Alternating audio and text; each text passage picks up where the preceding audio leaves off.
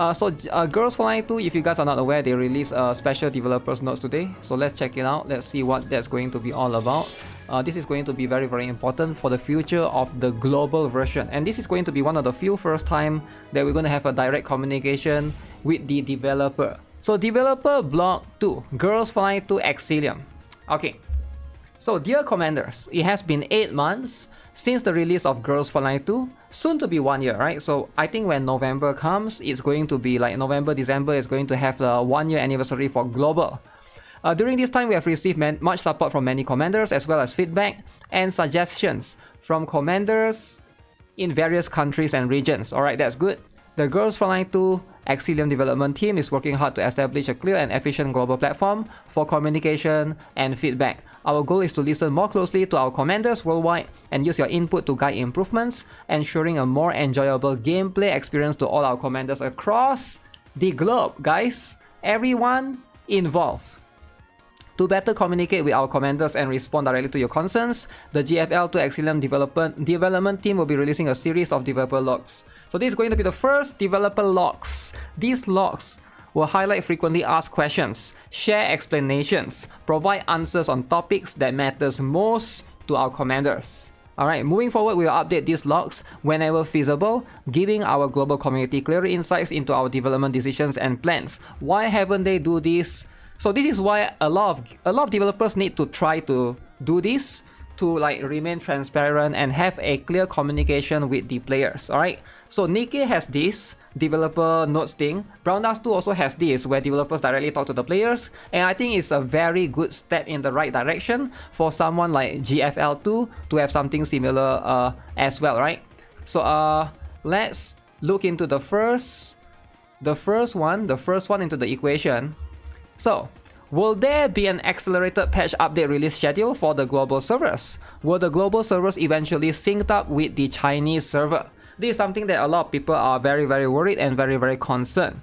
Because for Girls Flying 2, I think everybody here is afraid ever since the Springfield and Perry banner. Do you guys remember back then there was 2 banners, right?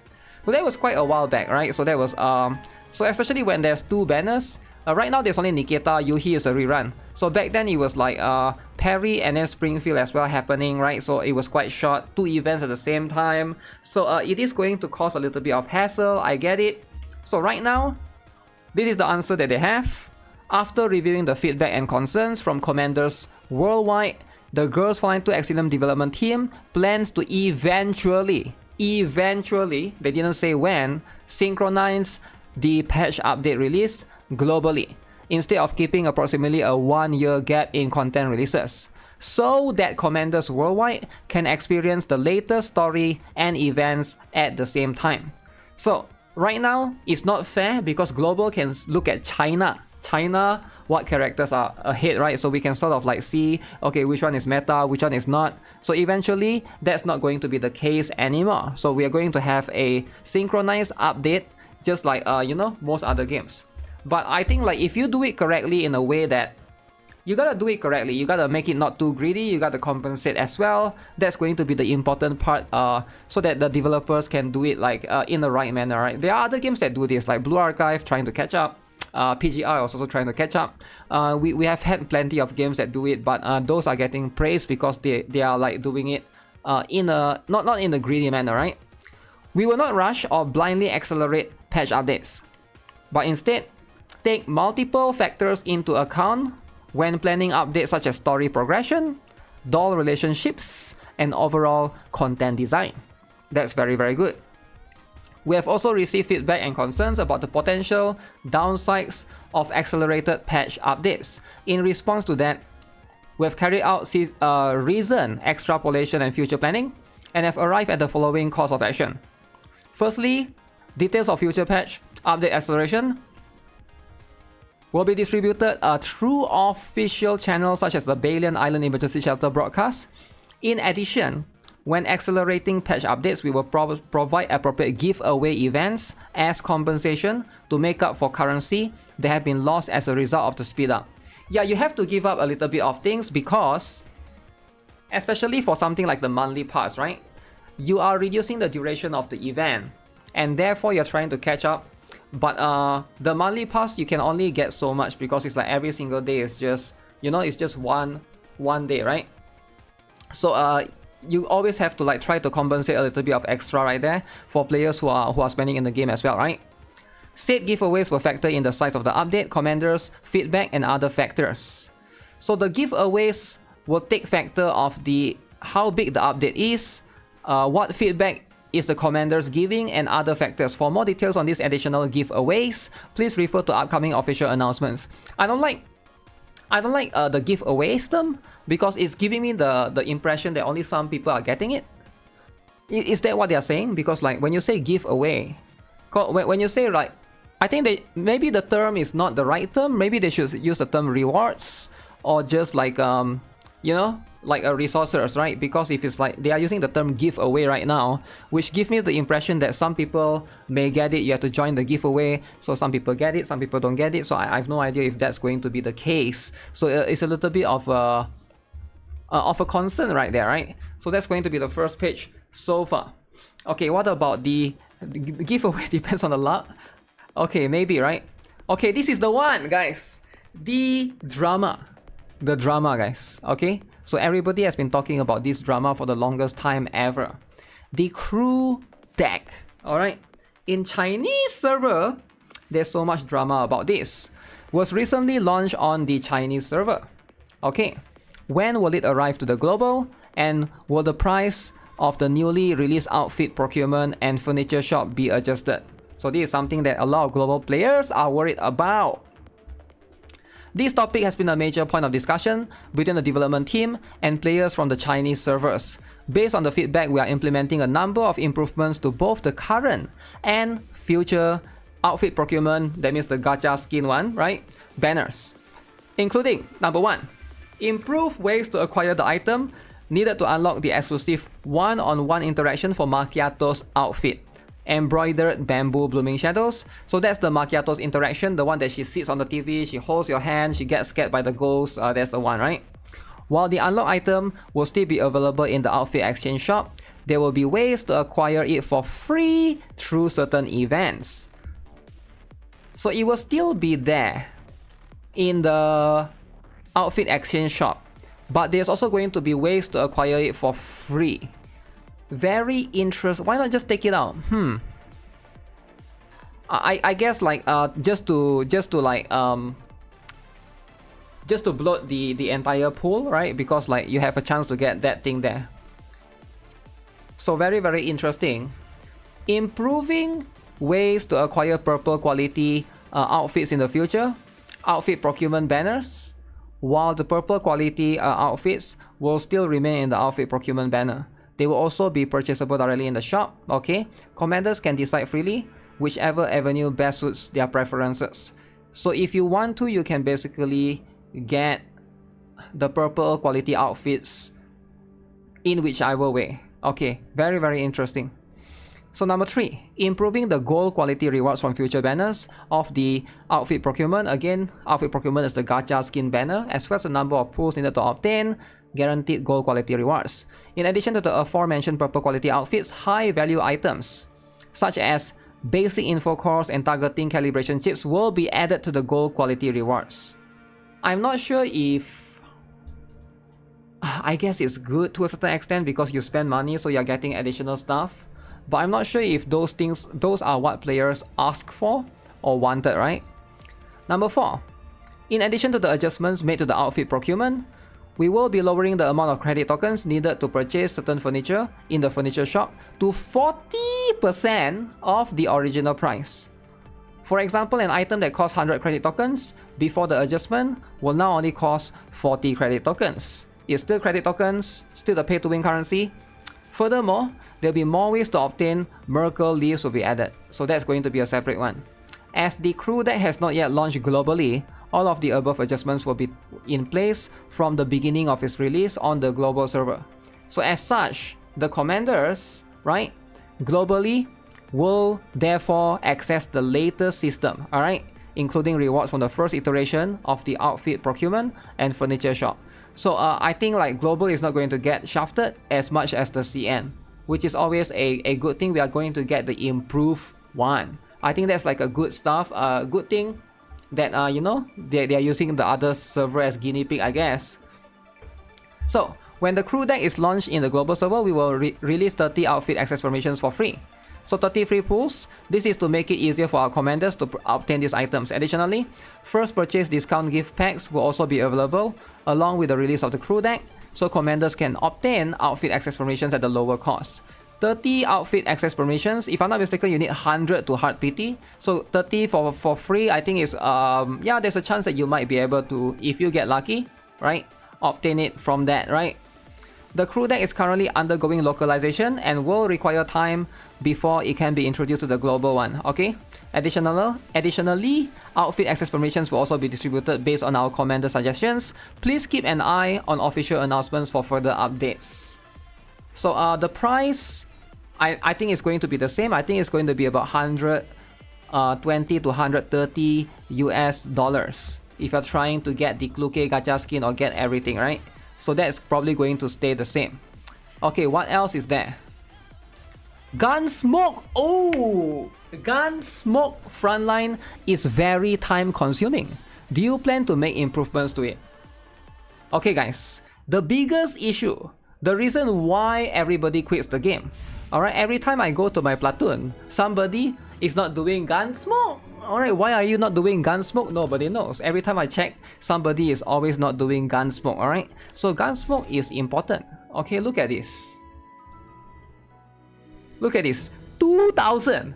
Pathetic! 2,000! Okay, look at this. 5,000. These people, they are not doing Gunsmoke. Okay? They are not doing Gunsmoke. So, finally, after 69 months or whatever months, okay, I'm just kidding, right? But it's like, after so long, they have finally decided to address this. Okay, so let's see. Now, do you plan to make improvements? So let's talk about this. The development team has been closely monitoring and gathering feedback on the game's various game modes, with particular attention given to suggestions for the platoon system Gunsmoke Frontline. Okay. We have made these areas a priority for future improvements. Our first round of improvements to the global servers will focus on 2 directions. 2, okay?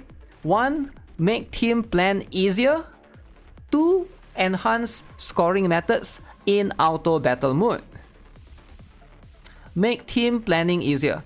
I don't know what that means. What does make team planning easier? What does enhance scoring auto modes? Why not just give players a sweep option? Right? Why not just give players a sweep option? Why? Yo, it seems like they are really doubling down on this, eh? They are really doubling down on wanting to force players to play this. Like, if so many people are writing to you and saying that it's time consuming, if so many players are saying, hey, this system needs to change, need to go, give us sweep or whatever, why are they not giving it? I don't know why don't they just give it to the players, right? I don't get it. This is a commonly asked question right there. Everyone is asking for, you know, like a simpler, you know, like less time consuming variant. Is these 2 going to be enough? Now again, I want to give them a benefit of the doubt that they know what they are doing, but I'm a bit afraid that they don't really know what they are doing, right? The buffs, I don't know, man. They want the daily active users, but if so many people are complaining, that means the game is not, the mood is not fun. At that point, I think you as a developer should ask yourself, why are you doubling down in trying to, you know, like force this into people? You cannot just force players to, people are just not going to play, they are just going to quit because of this, right? So I don't think that's going to be good for them either. I don't know. It's their game, I'm not going to tell them what to do, but at the same time, if the feedback is here, there's a reason why that is, right? We hope these updates will reduce both the time investment and difficulties in game controls commanders are currently facing.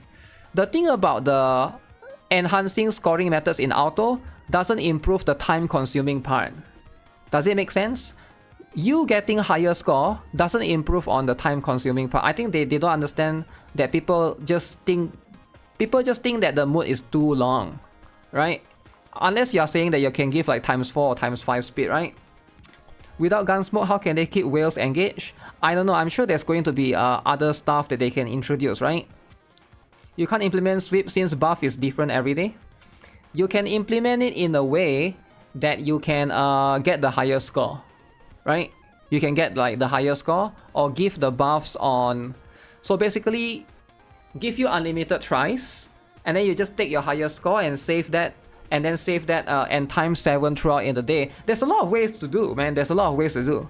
Like I don't see why is that so difficult, because yeah, I understand that every day has different buffs, but you know, you can improve on that, or you can just unlock all the buffs at the beginning, right?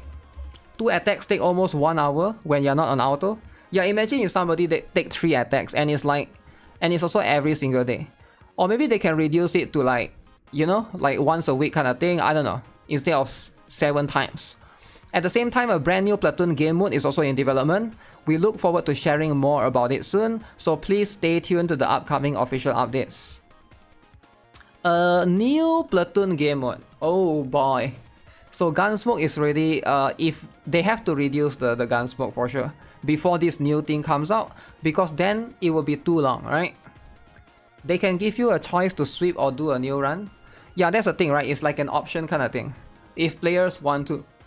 But at the same time, I feel like, you know, they know the statistics, right? If there's, I don't know how many percentage of the players are complaining or how many players dislike it.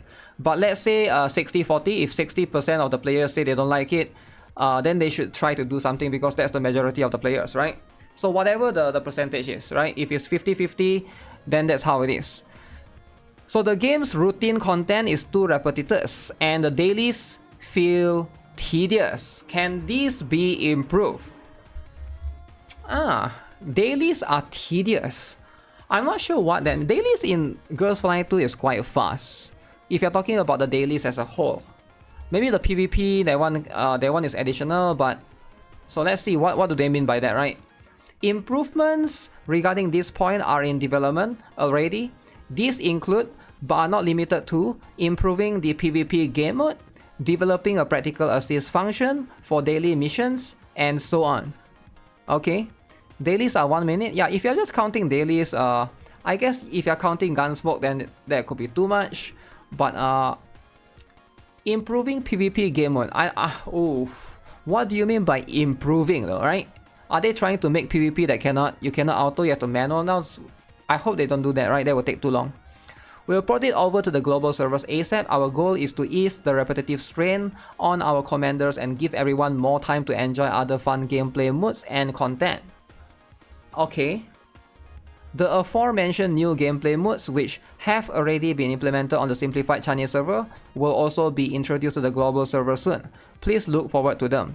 Dear commanders, if there are any other types of content you'd like to see, please share your thoughts and feedback with us through our official channels. The Girls Flying 2 Exilium development team will take your suggestions into this consideration.